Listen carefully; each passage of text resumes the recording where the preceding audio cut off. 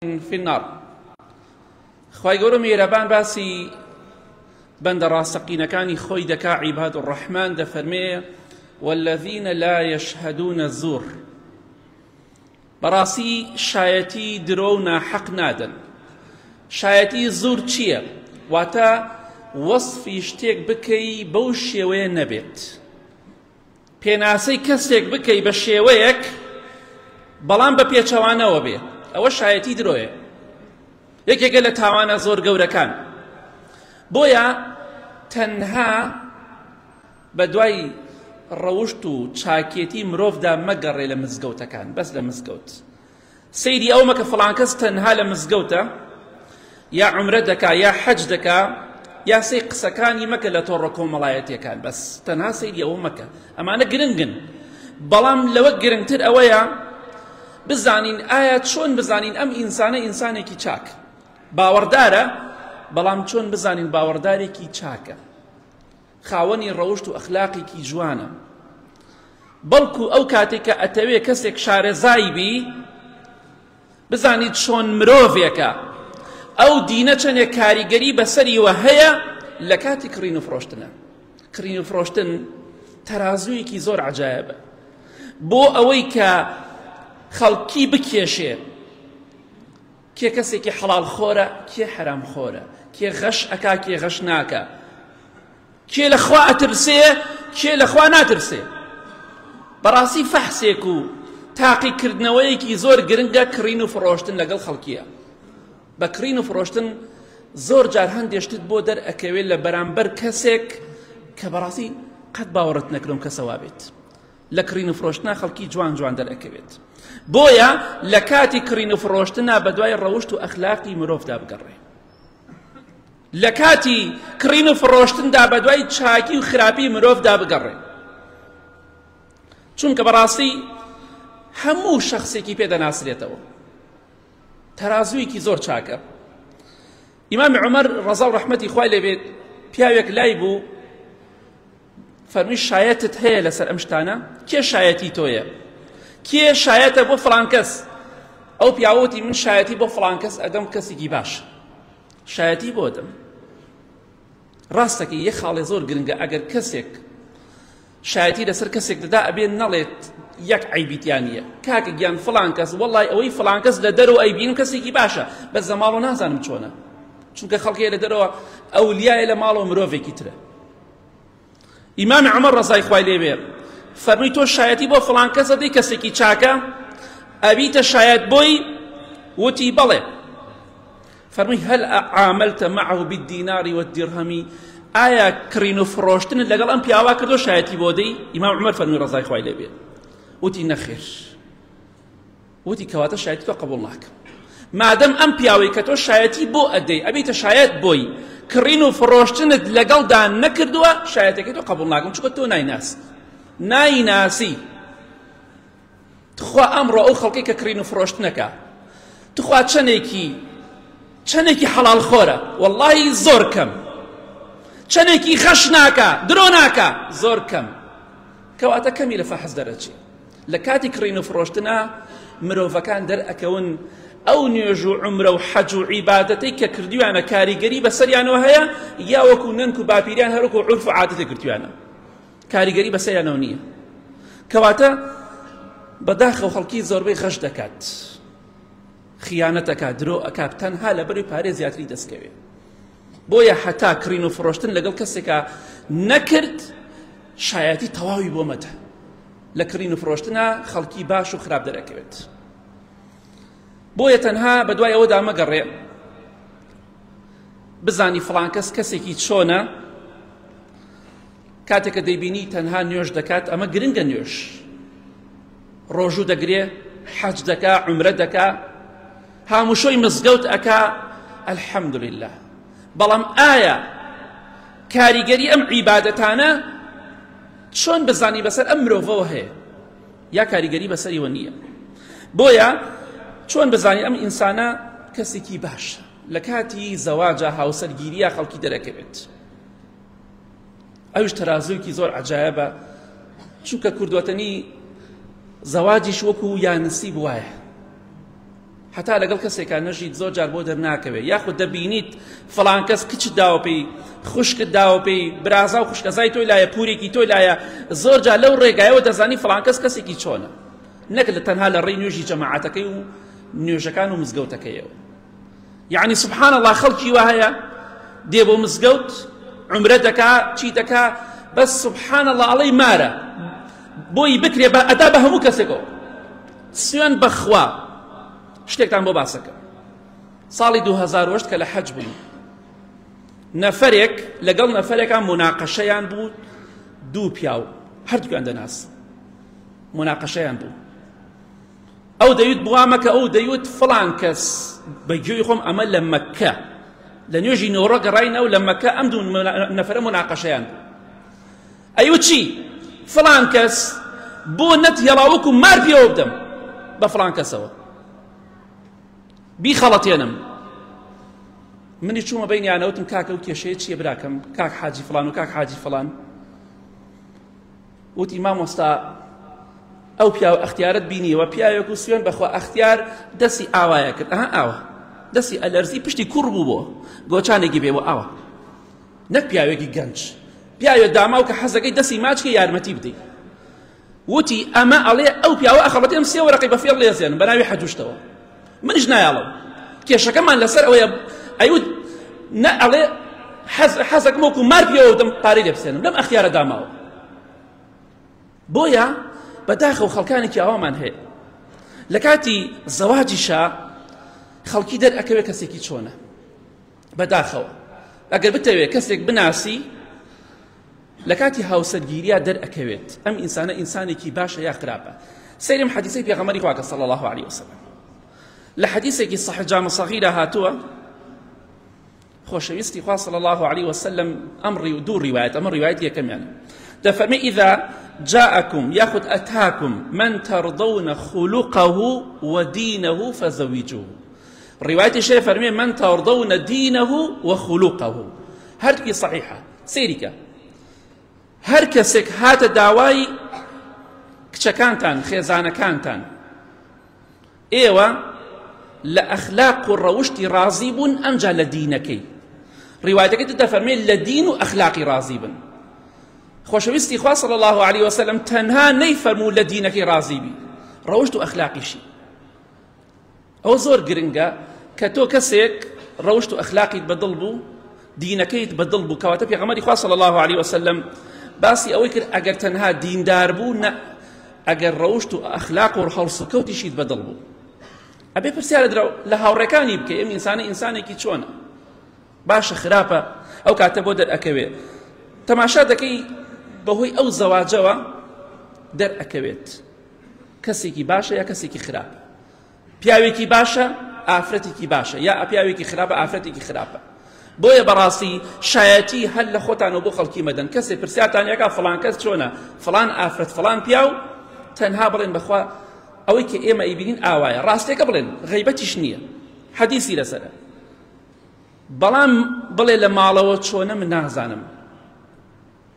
نازانم حقیقت شایەتی سەتاسەتی بۆ مەدە لەوانەیە وا دەرنەچی کاتی زەواج هەموو شتەکان ڕوون دەبێت و ئەم هەموو ژن و پیاوە هەمووی دەست یەکتریان ماچ کرد و خەڵک هات و خەڵک و ڕۆژ دوای گشتی زۆربەی لە یەکجیا بووە شایەتی ناحەق مەدەن بۆ هیچ کەسێک خراپە لارە بڵێن لارە ڕاستە بڵێن ڕاستە ڕەزیلە مەڵێن سەخیە شتەکان وەکو خۆی بڵێن یا قسە مەکەن یا قسەی ڕاست بکەن خۆشەویستان بە دوای ڕەوشت و ئەخلاق و چاکی مرۆڤدا مەگەڕێن تەنها لەوەی کە فڵان کەس نوێژ دەکات ڕۆژوو دەگرێ حەج دەکا عومرە دەکا هاموشۆی مزگەوت دەکا ئەمە شتێکە بەڵام ئەگەر بتەوێت بە تەواوەتی بزانی ئەم شتانە کاریگەری بەسەریەوە هەیە یا وەکو عورف و عادەتێک گرتوێتی نوێژ نەکەم حەیامەچی زۆر جار گوێم لە بەتەمەنەکان بووە ئەڵێن ئەگەر نوێژ نەگەین حەیامانەچی ڕۆژوو نەگرین حەیامانەچی ئەمە کەواتە حەیاچوونش لای خەڵکی نەک لای خوا ئەگەر ئەوە دینداری بکەی بەخوا کاریگەری بەسەرتەوە نابێ لە کەس ناگەڕێیتەوە لە هیچ شتێ ناگەڕێیتەوە بۆیە ئەگەر بتەوێت شارەزای ڕەوشت و ئەخلاق و چاکێتی و پاکێتی مرۆڤێک بی ئەوە لە کاتی خلافە لە کاتی ناڕەحەتی و ناخۆشی و تنگانەدا لە کاتی مشکیلە و خلافدا لەگەڵ ئەو کەسەدا بۆ دەرەکەوێ ئینسانە ئینسانێکی چۆنە. بەداخەوە دەیڵێم ئەمڕۆ لە تۆڕە کۆمەڵایەتیەکان کۆمەڵە کەسێک هەیە پەیدا بوونە تەنها خەریکی ڕەد و ڕودود، ناشرینکردنی خەڵک، حیابردنی خەڵک، باسکردنی نهێنی یەکتری. بەڕاستی زۆر شتێکی ناشرینە بۆ ئینسانێک کە نوێژ بکە چ جای کەسێک مامۆسایەکی ئاینی بێت یاخود بانگەواز بکە. ئەمە زۆر هەیە بەردەوام هەبوو هەموو کاتی بینیمانە. حیابردنی یەکتری، ناشرینکردنی یەکتری لە تۆڕە کۆمەڵایەتیەکان لە جیاتی ئەوەی دەعوە و بانگەواز بکەی ئیش و کارت ئەوە بێ خەڵکی ناشرینکەی، بەرامبەرەکەت ناشرینکەی لە کەداریکەی. ئەزانی پێغەمبەری خوا فەرمیێ صلی الله علیه وسلم هەر کەسێک واز لە مناقەشە بێنێ ئەگەر لەسەر حەقیش بێ مناقەشە نەکا زەمانی قەسرێکی لە بەهەشتا بۆکەم کاکە قەسرەکە باشایە حیابردنەکە. کەواتە لە کاتی مشکیلەدا لە کاتی خلافدا لەگەڵ بەرامبەردا ئەگەر ئینسانێک پیاو بێ صیفەتی پیاوەتی تیا بێ ڕۆژێک مرۆڤێک کۆمەڵێ نهێنی بۆ باس کردووە ناچێت لای خەڵکی باسی کات هەرچەندی کێشەی لەگەڵی هابێ چونکە ئەڵێ من پیاوم. بۆیە قسەیەکی عەشایری کوردەواری خۆمان هەیە ئەڵێ ئەگەر دوژمنەکەم پیاو بلی ناترسم. ئەڵێ لێت قەوما لەگەڵ پیاوە لێت قەومێ. بۆیە زۆر ناشرینە خلاف ڕەد و ڕود قەینا خلافەی ئاساییە بەڵام بە ئەدەب و بە ڕەوشتەوە. ڕۆژێک نەمان بینی پێغەمبەری خوا صلی الله علیه وسلم جوێنێ بە ئەبوو جەهل بدا دوعای لێ کرد جوێنی پێ نەدا. جوێنی بەوانە نەدا کە بوختیانیان بۆ عایشە و بۆ خێزانە خۆشەویستەکەی کرد ڕەزا و ڕەحمەتی خوای لێ بێت. جوێنی بە فڵان و فڵان نەدا، ئامۆژگاری کردن. بۆیە لە کاتی کێشە و مشکیلەدا ئینسان دەرئەکەوێ ئەم ئینسانە شەخسیەتی چۆنە، ڕەوشتی بەرزە یا بەرز نییە. یعنی سبحان الله کە کاتێ بینی جوێن ئەدا دەمی پیسە دوو لە ڕێی بەڕێستان حیابەرە ئەمانە ئینسانێکن لەو کاتا دەرەکەوێ نەک لەو کاتێکە لە مزگەوتە نەک لەو کاتی پۆز لێدا و لە عومرە وێنە بڵاوە کاتەوە. لە کاتی کێشە و مشکیلە و مەشاکیلە دەرئەکەوێ ئەم ئینسانە ئینسانێکی چۆنە. با ڕەوشت و ئەخلاقمان جوان بێ. کاتێک کە پێغەمبەری خوا صلی الله علیه وسلم باسی ئینسانی منافقەکە لە حەدیثەکەی بوخاری موسلیمدا دەفەرمێ وئیذا خاصم فجر. منافق چۆنە؟ کاتێ لەگەڵ کەسێکا مناقەشە ئەکا و کێشەی لەگەڵ کەسێکا هەیە زیادە ڕەوی ئەکا.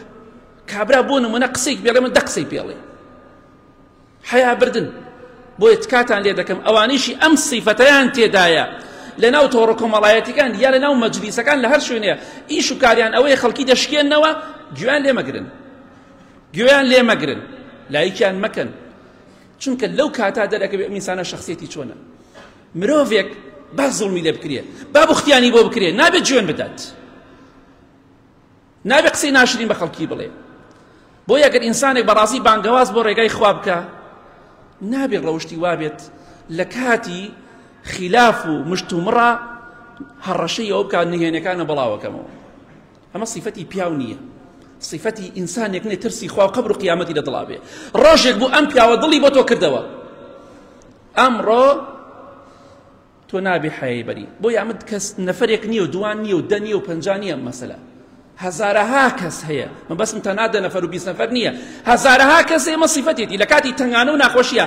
چەندەها جا ناو مەجلیسەکانە بینیمانە فڵان کەسی فڵان کەس بەخوا ئەوانەکەی حیاتە بەم ژن هەڕەشەی کردووە لە نهێنی پیاوەکەی پیاو لە ژنەکەی، ئەمەکە لە برادەرەکەی، ئەوەکە لە دراوسێکی، ئەوەکە لە خزمەکەی.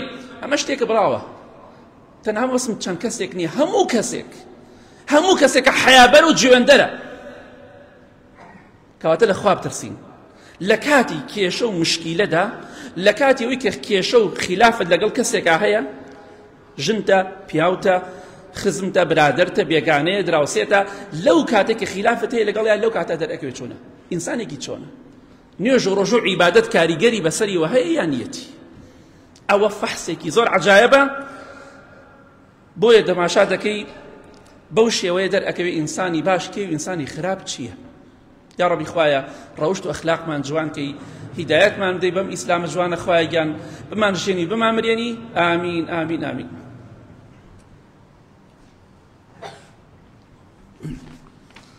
الحمد لله والصلاة والسلام على رسول الله وعلى آله وصحبه ومن والاه. خوای گەورە هیدایەتی هەموو لایەکمان بدات پێغەمبەری خوا صلی الله عليه وسلم لە حەدیثی صحیحدا دەفەرمێ یەکێک لە تاوانە زۆر زۆر گەورەکانەوەی شایەتی درۆ بدەیت، شتێک بڵێ وا نەبێت بۆ کەسێک. خوای گەورە هیدایەتماندا لەبەرەوە ئاگاداری ئەو خاڵە بین ئەگەر بمانەوە کەسێک بناسین تەنها ناتوانانی لە ڕێی نوێژ و عیبادەت و عومرە و حەج و خێر و سەدەقە و قسەکانی لە تۆڕە کۆمەڵایەتیەکان بیناسیتەوە. خەڵکی وا لە تۆڕە کۆمەڵایەتیەکان ئەولیایە لە ژێریشەوە هیچ سیقەیەکی نییە، زۆر خراپ. دەڵێ لەگەڵ ژنا باش بن، ژنەکەی بەدەستێەوە لە ماڵە داماو بووە. دەڵێ لەگەڵ برادەرا باش بن، لەگەڵ برادەرا زۆر خراپە. ئەڵێ لەگەڵ دراوسیا باش بن، لەگەڵ دراوسیا خراپە. ئەڵێ لەگەڵ دایک و باوکە باش بن، خۆی زۆر خراپە. بۆیە قسە تەنها قسە نییە، بە قسە ئینسان پێشکەوتوو نابێت تەنها ئەگەر بەتایبەتی قسەیەک بڵێ و قسەکەی ڕاستیش نەبێ وان نەبێ. ئەگەر بتەوێ چۆن کەسێک بزانم کەسێکی باشە، چۆن هەڵی سەنگێنم، بزانم ئەم نوێژ و عیبادەتە، ئەم عومرەیە کە دەیکات، ئەم هەموو شۆکردنی مزگەوتە، ئەم ڕۆژوگرتن و برسێتیە کاریگەری بەسەری وهەیە یان نییە، گۆڕاوێت یان نەیگۆڕاوە. لە چی کاتێکا بۆم دەرەکەوێ؟ ئەو کاتێکە بیتە دراوسەی. دراوسێتی زۆر گرنگە. دراوسەی کەسێک بی ئایا ئەم کەسە باشە یا خراپە. ئیتر ئەم دراوسێتەیە لە خانووی ماڵا بێت یا لە دوکان. جارێ لە دوکانایە کابرا دوکانێن دراوسێ یەکن کاکە ڕێزی لێ بگرە، خۆ تەنها ئەمیش وەکو ماڵەکە دراوسێتە، ڕێزی لێ بگرە، حورمەتی لێ بگرە، دڵی مەشکێنە، ئازاری مەدە. یا لە کاتی سەفەرە دراوسێتی کەسێ دەکەی، هاوڕێتی کەسێ دەکەی بۆ دەرەکەوێت چۆنە. یاخود لە کاتێکا تۆ تەڵەبەی لە قسمی داخلیت چەند ساڵە لەگەڵ تەڵەبەیەکە ئابیت بۆ دەرەکەوێت میسانە چۆنە. بەهۆی ئەم دراوسێتی و ئەم هاوڕێتی و کە بەیەکەون ئەو مرۆڤە دەرئەکەوێت مرۆڤێکی چۆنە. یعنی مرۆڤی وا هەیە. ئیمامی عەبدوڵڵای کوڕی مبارەک دەفەرمێ ڕەحمەتی خوای لێ بێ، پیاوێکە بوو حەزمە کرد بیبینم، یعنی ئەوەنەم پێ خۆش بوو بیبینم ئەمجا بڕۆمە بەهەشتەوە. بەس وەڵڵی کاتێککە بینیم وتم خۆزگای نەمبینیایە، ئەوە نەبوو. خەڵکی وایە زۆر بە باشی ئەزانی، بەس کە سەفەرێکی دوو ڕۆژ سێ ڕۆژی لەگەڵا بکەی هەر لەبەر چاوتەکەوێت. سبحان الله، خەڵکی وایە دوو ڕۆژ سێ ڕۆژ بە لەگەڵیا بسەفەر بکە ڕۆژی ئاوایە ناکە، دەستێ نەکاتە گیرفانیە.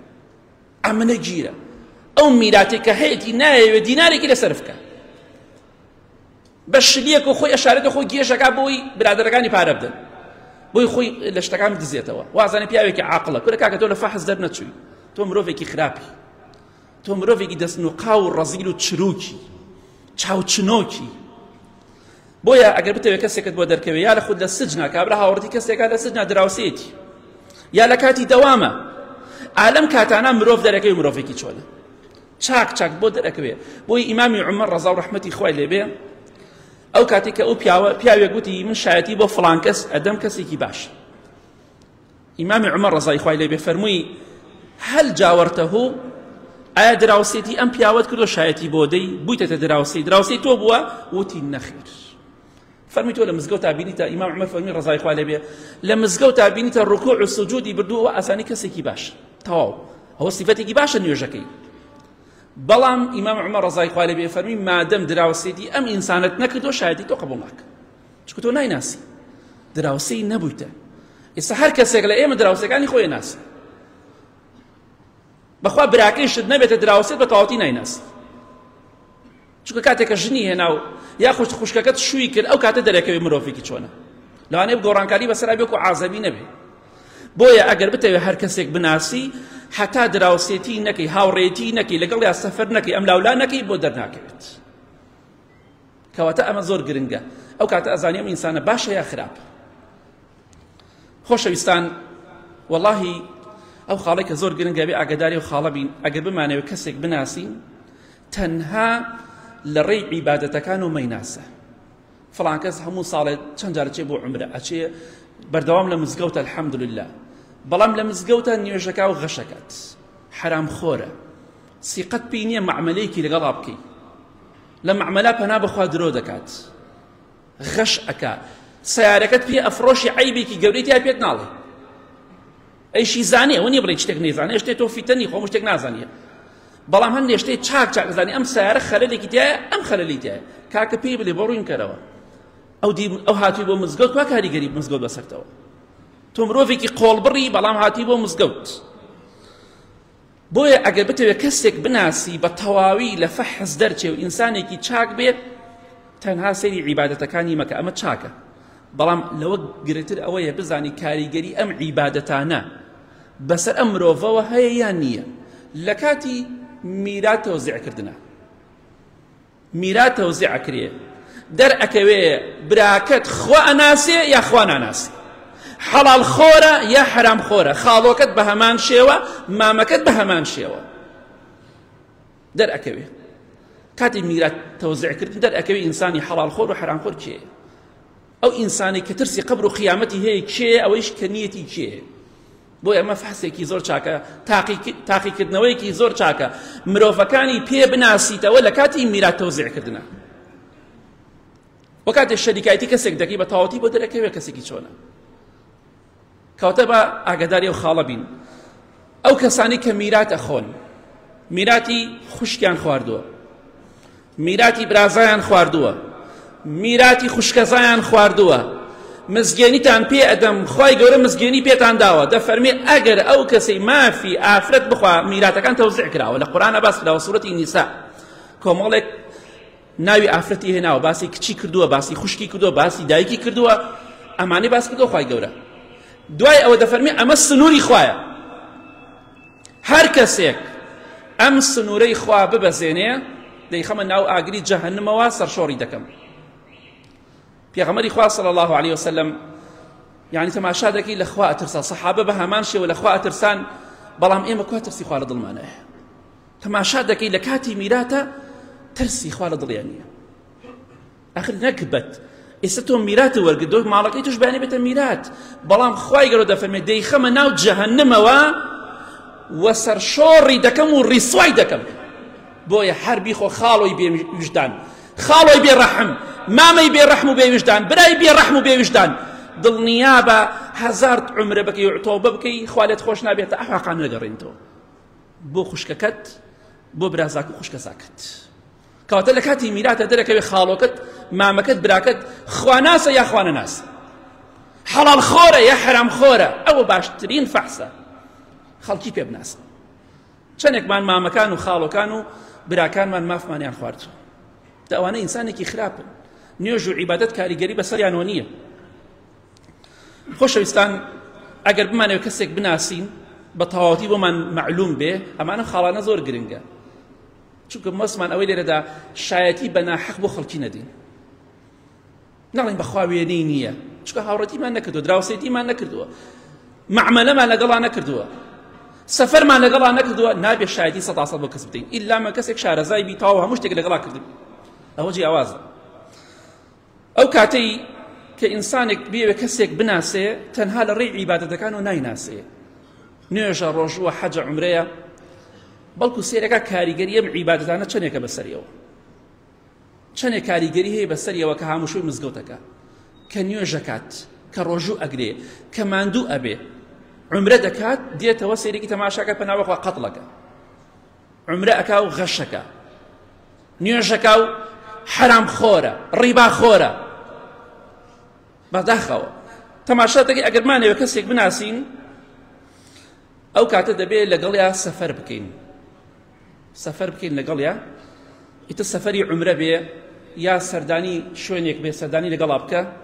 یا گەشت و گوزار بێ یا تیجارەت و بازرگانی بێ بۆ دەرەکەوێ ئەم ئینسانە ئینسانێکی چۆنە یعنی کە ئەوی کە بیستومانە دەڵێن پیاوێکی چینی گۆشتی بەراز دێنێ بۆ هەندێک بازرگانی خۆمان موسڵمان ئەوان دەڵێن ئەمە حرامە نایخۆن ئەی کاکە ئێڵە ئێوە ئەم هەموو غەشە ئەکەن ئەم هەموو خیانەتە ئەکەن بۆ بە حرامی نازانن شتی خراپ بۆ خەڵکی دێنن ئەمە حرامە تەماشا دەکەی ئەگەر ڕەمەزان بڵێ قومی ئاو بخۆڵێ نایخۆم حرامە بەڵام ئەگەر پێی بکرێ ڕوت دەکاتەوە هەچی لەبارەی گیرفان دامی دەرەکات دەرەوە کەواتە لە خوا بترسە کوا ڕۆژەکە کاریگەری بەسەرتەوە هەیە دەی خۆت لە حرام پارێزە بۆیە لە کاتی سەفەردا هەر سەفەرێک بێ خەڵکیت بۆ دەرئەکەوێ ئەم ئینسانە ئینسانێکی چۆنە باشە یا خراپە تەماشاکی ئەخلاق و ڕەوشتی تەبیعەتی چۆنە ڕەزیلە سەخیە چییە ئوسلوبی چۆنە تەقوای چۆنە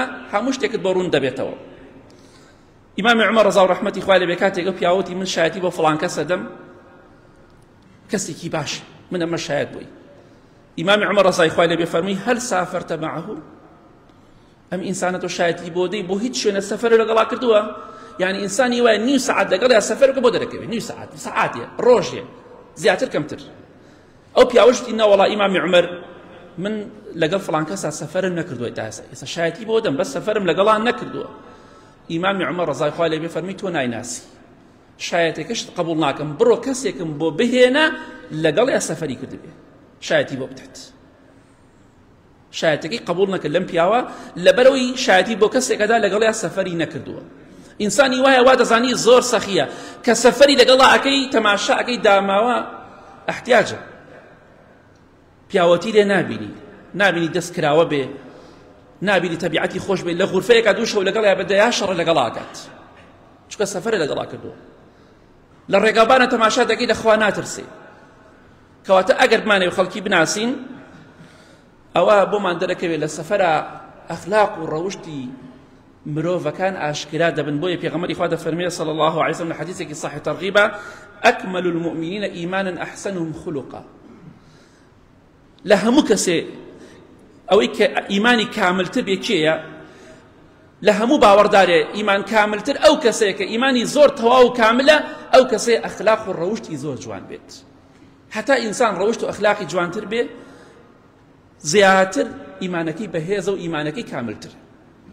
بۆیە ئەگەر بمانێ خەڵکی بناسین دەبێ بەم ڕێگایانە بیناسین ئەگینا باشایەتی بۆ هیچ کەسێک نەدەین 100% چونکە بەڕاستی هیچ کەسێک مەلایکە نییە هەموو مرۆڤێک شایانی هەڵەیە بەڵام هەندێک کەسێ لە کاتی ئەم شتانی کە باسمان کرد بۆت ڕوون ئەبێتەوە مرۆڤێکی چۆنە. اللهم اغفر للمؤمنين والمؤمنات والمسلمين والمسلمات الأحياء منهم والأموات من أهل السنة والجمعة والجماعات. يا ربي خوايا الشفاء نەخۆشەکان من بدەی بەتایبەتی ئەوانەی داوای دوعای خێریان کردووە. یا ربی خوايا هێمنی و ئارامی وڵاتمان بپارێزی خوايا گیان لە شەڕ و بەڵا وڵاتمان بپارێزی بارانی بە ڕەحمەتمان ببارێنی یا رب العالمین. خوايا گیان آخرمان بەخێر بگێری ڕەوشتمان جوانکەی ئەخلاقمان جوانکەی طبیعەتمان جوانکەی یا رب العالمین. خوايا گیان ئەو کەسانە نەبین کە خراپ و حرام خۆر و غەش و خیانەت دەکەن یا رب العالمین. خوايا گیان برا و خوشکەکانمان لە غەزە سەرکەوتووکە یا ربی خوايا پشتی جوولەکە وڵاتە زرهێزەکان بشکێنی. خوايا گیان هەر کەسێکی بۆ ئیسلام و مسلمانان چاکە خوايا سەرکەوتووکەی هەر کەسێکیش بۆ ئیسلام و مسلمانان خراپە بە گەورەی خۆ دەناوی بەری. آمين آمين آمين وصلى الله على محمد وآله وصحبه أجمعين.